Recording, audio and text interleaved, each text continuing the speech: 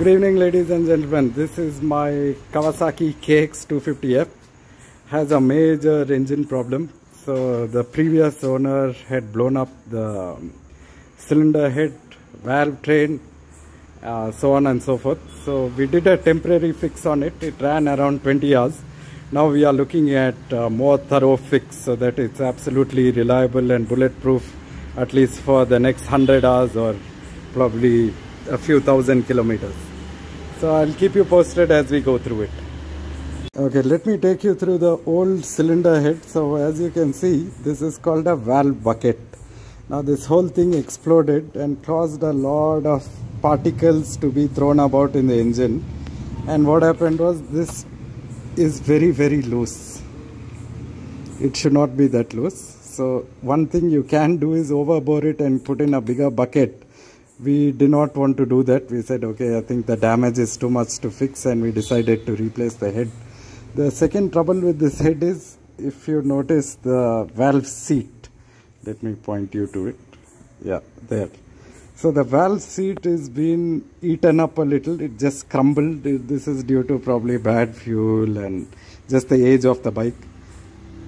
So yeah, I think it's in a pretty bad shape, and we've decided to do a replacement. What we'll be using from this head is the old studs for the exhaust. Both of these will be extracted, and we will be using this water temperature sensor here on the right.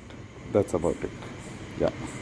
This is how we extract the old stud. First, what you do is you find two nuts that go into the threads perfectly, tighten them down nicely, and use the rear stud to loosen the stud out of the old head. It's pretty straightforward if they're not seized in place. There you go. Okay, so this is how we remove the stud from the cylinder head. We totally tighten it on two nuts and use the inner nut to quickly loosen out the stud. There you can see it backing it out. So one works as a counter lock against the other, and you use the inner one to loosen the stud out. There you go. Nice and easy.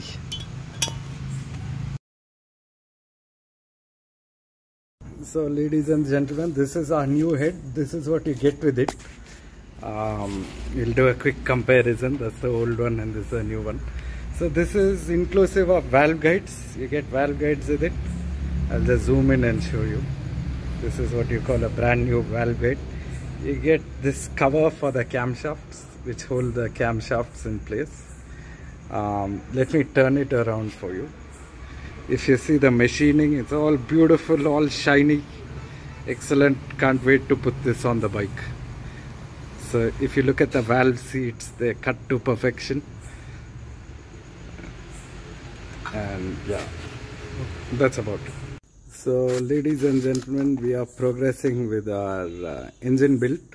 Let me take you through the various parts that we have on hand. So you'll see a lot of tiny things. So these four things are your valve springs. Second, they're called collets. They keep the valve in place. These are valve retainers. Those are valve seals, and these are the valve bases, and four valves. In all engines, universally, the inlet valve is bigger than the exhaust valve. So, and we have a whole bunch of stuff washed and ready to be installed. Camshafts and things. We'll take you through it. Now our job is to install the valves. Okay, so we are reaching a very critical step, which is installing the valves in the cylinder head. So we use this special tool. It's like a vise. So what it has is various bits that fit various valve spring sizes. We assemble the valve.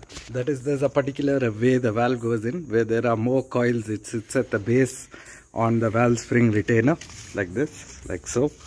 Then we have another retainer to close it on top, and we close it with these two collets.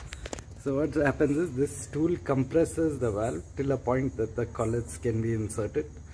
We pick up the collets with a set of tweezers and drop them in after they compressed.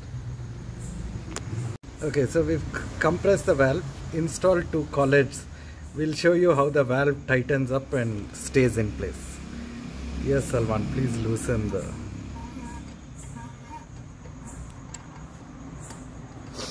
That's it. Simple as that. Your valve is installed.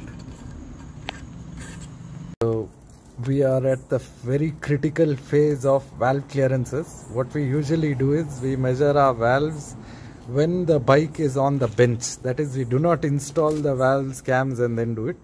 We put it on a table and then use various valve shims.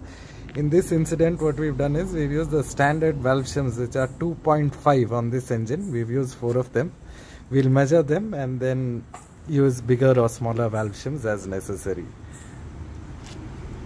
So we are using a 0.20 feeler gauge now to see how it looks.